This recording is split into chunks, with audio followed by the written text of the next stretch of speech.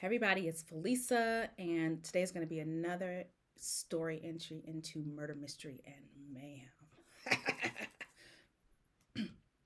Anyway, before I get into the meat of today's story, I need to stop doing so much with my hands. Anyway, before I get to the meat of today's story, I want to say two things. Number one, I'm a little under weather today, and I'm probably going to be sipping on my tea. I will try and move back from the microphone so that my long swallows don't annoy people. And again, with the hands.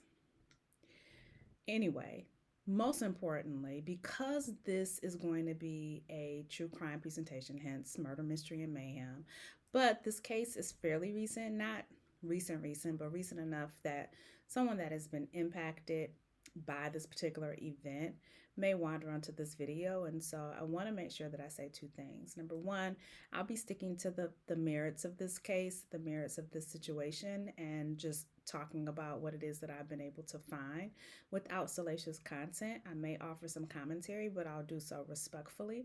And number two, I really pray and hope that you receive the justice and the answers that you seek. Having said that, this particular situation, like, fell onto my radar. I'm not quite sure how long ago, but I saw a documentary. Like, I'm a huge documentary fan. I love documentaries, especially obviously those that have to do with true crime. So I found this documentary called There's Something Wrong with Aunt Diane, or Something is Wrong with Aunt Diane, something along those lines. Anyway, it is the story of a 36-year-old mom, or she was 36 at that time. Her name was Diane Schuler, and the resulting events that ended with not just her death, but the deaths of her nieces and her daughter and a few other people on this particular highway. So the story goes that on the morning of July the 26th in 2009, Diane had been camping with her husband, her three nieces, her children, a boy and a girl, I believe, and I'm not quite sure if anyone else was up there. Maybe it was just them and the kids. Anyway, they had been camping that Sunday morning. They all got up, packed their cars. The husband, Dan, had a pickup truck, so he wasn't able to transport the kids. So he had the dog in his pickup truck. Diane had her two kids and her three nieces, so five kids total in this minivan. And they both left the campground at the same time to go home. And I'm not quite sure how far away the campground was from home, but I'm assuming that it was quite a way because she made a couple of stops, as you will see as I get further into the case. Anyway, so on her home, she lived in West Babylon. The campground was in Parksville, New York. And so on her way home, she made two stops that we know of. She stopped at a McDonald's, probably to get breakfast for the kids and for herself. She also stopped at a Sunoco gas station, and this was in a city called Liberty. While she was at the gas station, we saw footage in the documentary of Diane getting out, coming into the gas station, walking past the front counter. She kind of goes around the side, and it looked as though she was looking for something. So she looked in the aisle, she came back, she said something to the clerk. We find out later that what she said, or what she was looking for, was some Tylenol or Advil. So she was looking for some pain reliever. Excuse me. Pardon me. Anyway, the clerk said that they didn't have any and she left. Now, it's important for me to stress here that on the surveillance tape when she walked in, she was walking normally. There was nothing off about her gait. There was nothing to suggest that she was incapacitated or even inebriated. And the clerk later on said that she seemed fine. Like, there was nothing about her coming in, asking that question, and then leaving that aroused suspicion. They don't know what she needed the pain reliever for, but there was some also speculation later on that maybe she had a toothache, or maybe she had a headache. Now, Dan didn't say that she had any of this when she left the campgrounds, but headaches have been known to have sudden onset. Maybe she got something at McDonald's and hurt her tooth. Who knows? But anyway, she was looking for this pain reliever. She left Liberty shortly after 11 a.m. So if we follow the timeline, if she left the campground at 9:30, it took her about an hour and a half to get to Liberty, thereabouts. And so that would have been the distance. I'm thinking, because she made those two stops in Liberty. So she left the gas station. We assume that that was her last stop in Liberty. She gets on the highway, and this would have been between New York or the Liberty and where she was living, or en route to where she was living. So she gets on the highway, and all of a sudden, I shouldn't say all of a sudden, she gets on the highway at about 11 o'clock. And later, several witnesses reported seeing a red minivan driving aggressively on this interstate. So by this time, she is driving like a crazy woman. So she's flashing her headlights, she's honking the horn, she's swerving in and out of lanes, she's straddling two lanes, tailgating, like getting super close to people. And, people are like, what the heck? So by this time, it's only 11:37. So in the space of about 30 minutes, she is now starting to slip into this period of time where she's acting extremely erratically. At around that time, she called Warren Hance, her brother. So this was her brother and the father of her three nieces that were actually inside of the van. She told him that they were delayed by traffic. So I don't know what traffic they would have been delayed by. If they're delayed by traffic, maybe she was trying to like weave in and out to get around the traffic, and maybe they weren't moving fast enough for her. If you have road rage, I want to say, like people are maybe in a standstill in one lane, or they're going to a crawl in another lane. I could see how you would like move from one lane to the other, trying to see your way around the traffic. I can see how would bring the car a little bit out, like so you could see like what the heck is going on, why aren't people moving. So from that vantage, I can see how people may take her to be driving like erratically. But that for me kind of explains that, if in fact that's what happened. I can't explain what happens next. So that was at about 11:37. In about 6 minutes, or around 11:45, people now report seeing her by the side of the road. So at some point, she was driving erratically. She pulls over to the side of the road, and people are now reporting that she's by the side of the road with her hands on her knees. Some people thought that she might be vomiting. So she's got to be by the side of the road, hands on her knees, and she's bent over in some kind of way. So now I'm wondering, was she honking and moving out of traffic and doing a fool because she was sick, or she was feeling sick and she wanted to pull over? Maybe she didn't want to be sick in the van. Maybe she didn't want to endanger the kids, and so she felt like pull over. But that seems like an awfully short window of time. 11:37 or so, 15 minutes later, she's already by the side of the road, pulled over. Witnesses also report seeing her in the same position a short time later at a rest stop. So at 11:45, she's by the side of the road, hands on her knees. She looks sick. A few minutes later, she's somewhere else, same position by the road, looking sick.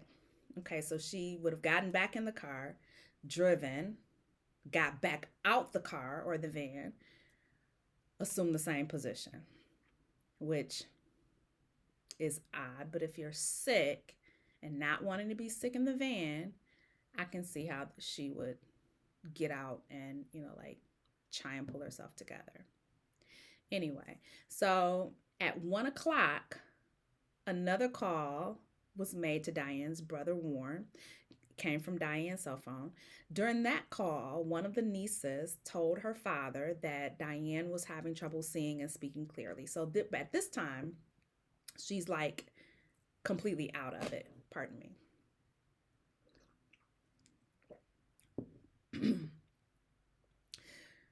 Diane also spoke to her brother during that call and said that she was having an issue with seeing. She was disoriented. Excuse me. She said that she couldn't see clearly. So one of the girls calls Dad, like, Dad, there's something wrong with Aunt Diane.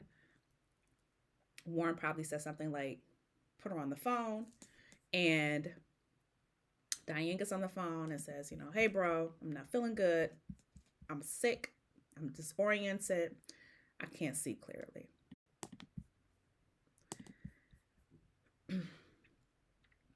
Okay, so now Warren knows that there's clearly something wrong with Diane.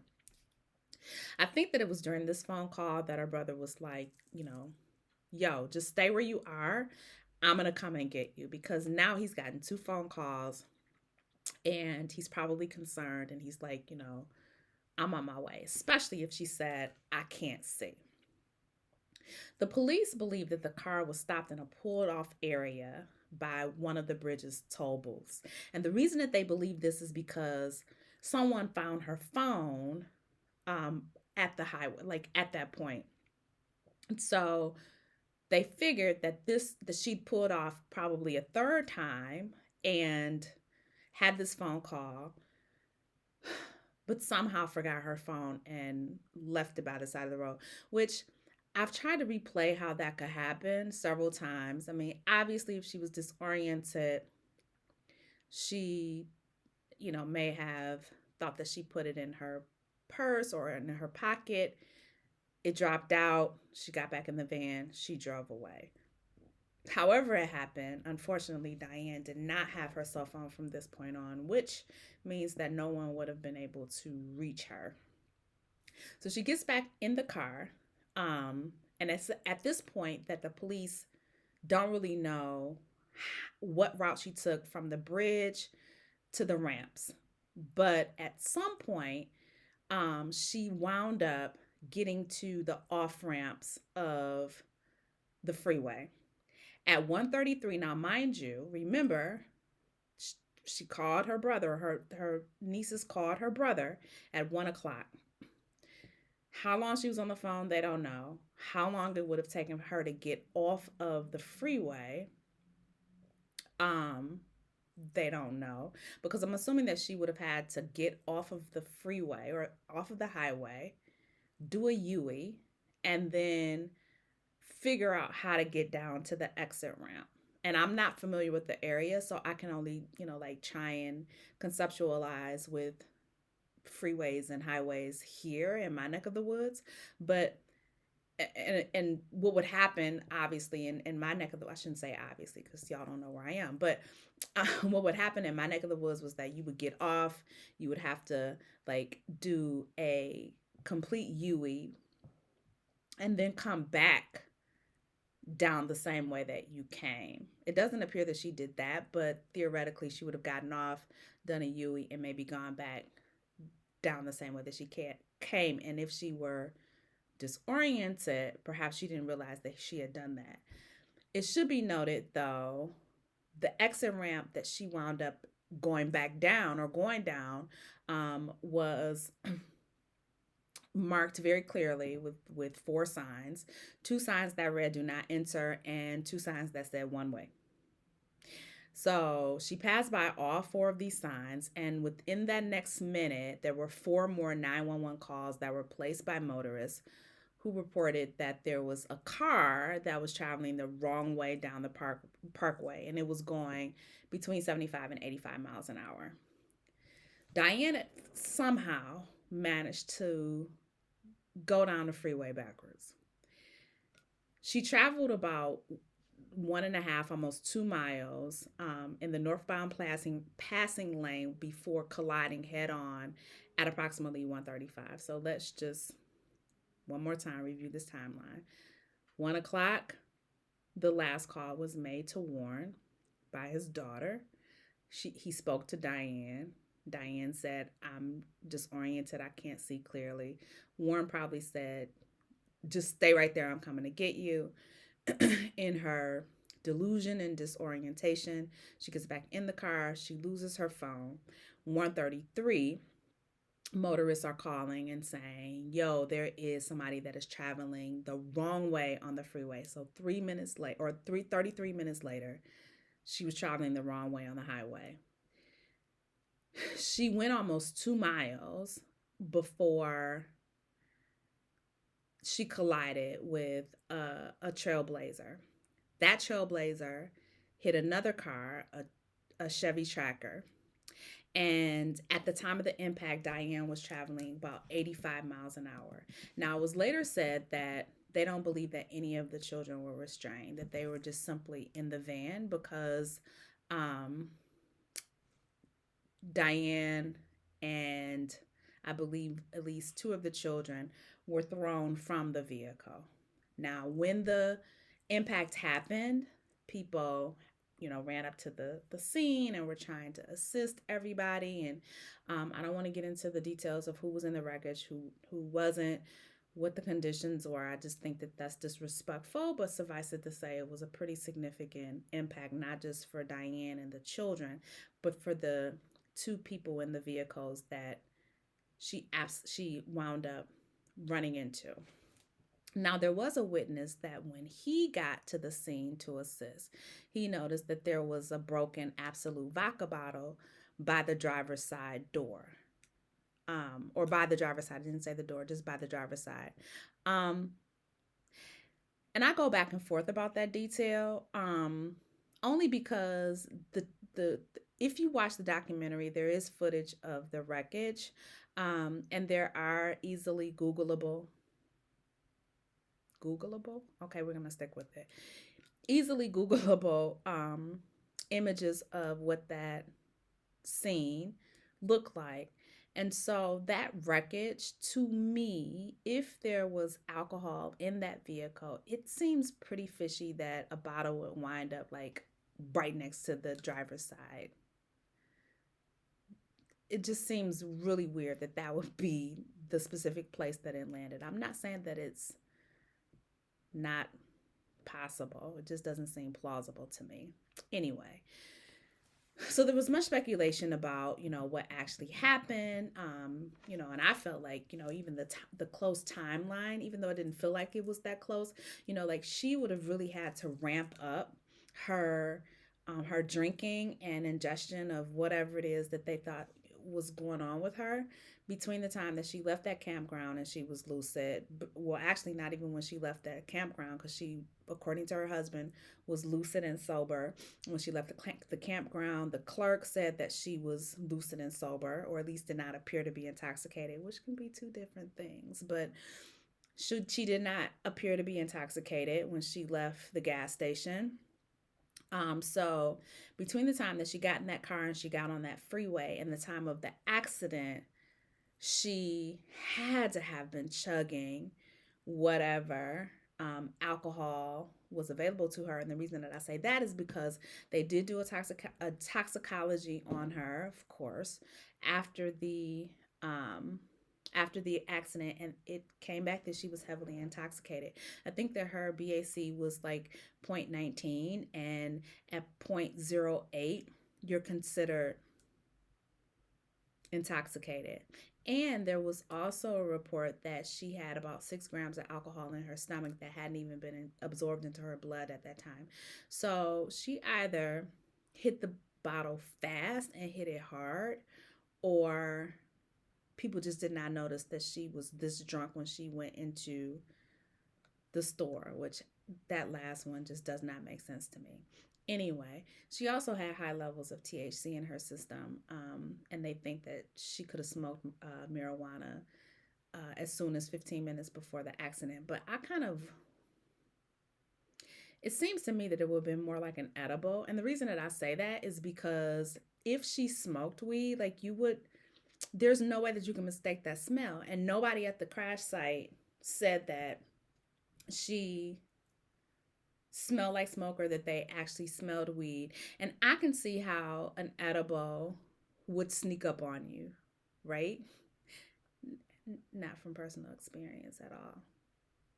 But most people who eat edibles eat it, and then because it takes much longer for it to kick in, they think that it's not working, and so then they eat more, which kind of overdoses them. So I could see how maybe she ingested an edible, and because she ate it, there's no evidence, there's no smoke, there's no smell.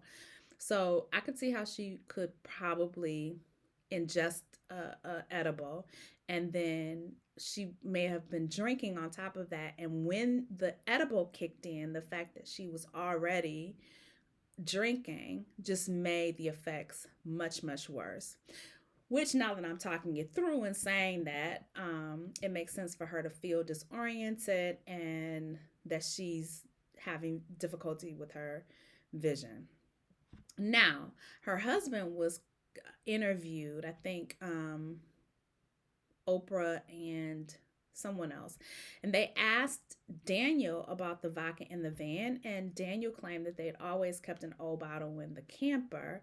And he said that Diane had done all of the camping for the, or all of the packing for the trip. So she must have moved the bottle into the van, which still, I'm still bothered by the fact that it was found right by the door of the by the, I keep saying the door, that it was found on the driver's side. But old bottle, or not, like, who keeps old bottles of, anyway, I said I wasn't gonna speculate, so I'm not. But still, who keeps old bottles of stuff? Anyway, to make a long story short, I mean, obviously the tragedy is that this happened. Two of the girls and Diane, I believe, were deceased at the scene. A third niece passed away in the hospital, as did Diane's daughter. Only her son survived this accident, and he has absolutely no recollection of what happened, or and never was able to help the investigation. Plus, he was only like 5, I think. So there's probably not a whole lot of insight and information that a 5-year-old can give to an investigation. But you know, even if he could, he even if it that were a thing, he wasn't able to ever um, give any insight or any information into what actually happened that day. Now, for his part, Dan had always adamantly said that there was nothing wrong with Diane. Diane wasn't drunk. She wasn't intoxicated. She didn't do drugs. And that, that there had to be something else. They did want, I think, an independent investigation into, or an independent autopsy report. In addition to what was already stated, they hired an investigator to see, what had happened. And they did, talk about this on the documentary, which I thought was very commendable. And I felt just as deflated as they did when they kept uncovering that this was a horrible accident, and that Diane was the person that caused this, and she was solely responsible for it. It's just a lot to swallow, and I completely get it. Um, it was declared a homicide, and Diane was said to be the only person that was solely responsible for what happened on that day, based upon the findings and based upon the police investigation. The case was closed because there was nobody else to bring up on charges, and the person that actually did this was now deceased.